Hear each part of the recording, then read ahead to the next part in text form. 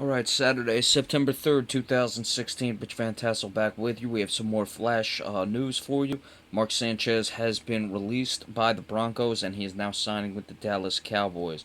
So, not surprising that he was cut from the Broncos. First off, I thought he might win at least a second string position in Denver. I wasn't ever sure he would be the starter.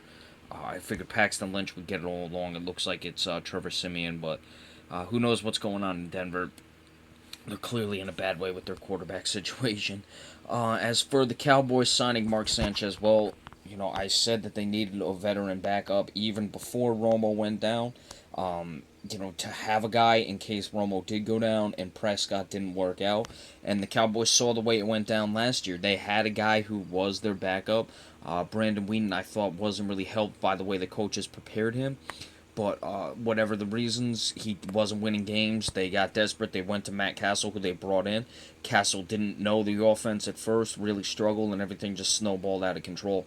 So Sanchez has a week to learn the offense. Obviously, Prescott is going to be the one starting week one. You would hope Prescott can hang in there long enough. You would never want to see Mark Sanchez see the field if you're the Cowboys. And I'm not even saying that as, a situation where Sanchez is as god awful, because I don't think he's as bad as people have made him out to be. I'm just saying you hope that Prescott can do enough where he'd be the guy, because he's been with the offense. You saw how well he played at points in training camp and in the preseason games, so that's why you don't really want Sanchez on the field. If Sanchez has to play, it's certainly bad news for the Cowboys, because Sanchez, obviously, we know he can turn the ball over. He doesn't know the offense, and it means that Dak Prescott is not what you would hope for. So we'll have to see how that develops and what will happen. You know, the Cowboys go 0-2 though. Expect that they might put Sanchez in there. Now, here's the thing about Sanchez and why I would like this move for the Cowboys. We know that he did well, his best in New York, when he had a solid running game, good offensive line play, and was able to do that. Now, the Jets had a much better defense than the Cowboys are ever going to have this season.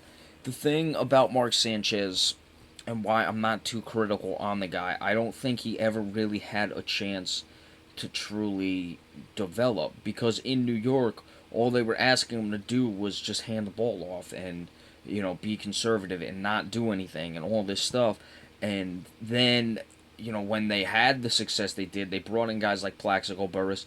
Then they're like, well, start to throw the ball. Let's start to open up this offense. Let's do that and the other thing. And you'd say, well, Sanchez had been in the league 3 years. He should be ready to do it, move on, this, that, the other thing, which I would understand, except you're not developing for that. All you're doing is having him, run the ball and having him hand off and not having him make mistakes. So when all of a sudden you're grooming him in the NFL for the first couple seasons, do this, do that, be conservative. Let's not take our chances. And then you thrust the guy into immediately and say, now you're going to take your shots. Now we're going to open up the offense. And you're surprised when he starts turning the ball over.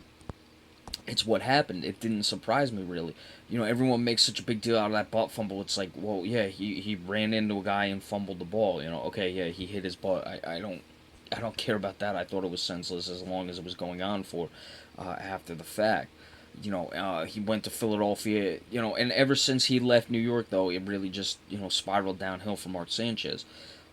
It's good that the Cowboys at least have a guy now. They're not, because Jamil Showers didn't win the job, so you have a guy, and because Dak Prescott may get hurt, you never know. So you need that veteran backup. I would have liked to have seen them get a guy earlier. I still like Mike Vick. I feel Mike Vick is that type of guy who you can put in, regardless of how his stats are. He can find a way to win a few games for you. I probably, if Vick was in there and had some time in training camp, I would put him in over Dak Prescott. To be completely honest with you, it's not that I dislike Dak Prescott. Or I shouldn't say I'd put him in over Dak Prescott. I'd have him on a very short leash if Mike Vick was in. Dak Prescott, that is, on a short leash. Because I know what Vick can do. I know he can win games. But, Sanchez is going to be back up. You don't really want him to come on the field if you're the Cowboys. But if he does, let's see if it's something that can help his career out. And if he can develop from there. But the Cowboys are in a bad way without Tony Romo. I don't care how good Prescott has looked at times. They're really going to struggle. without Tony Romo. Well, not really, but when I say not really, I don't mean not brutally because they'll be better than last year's offense, but they're in trouble either way without the guy. So Mark Sanchez signing with the Cowboys after being released by the Denver Broncos, and we'll see what that will mean for his career. See if he'll get any time. See how short of a leash Dak Prescott is on, and when Mark Sanchez can learn the ropes. So be sure to stay tuned for anything else that comes across, and we'll continue with the NFL previews come Monday. Thank you.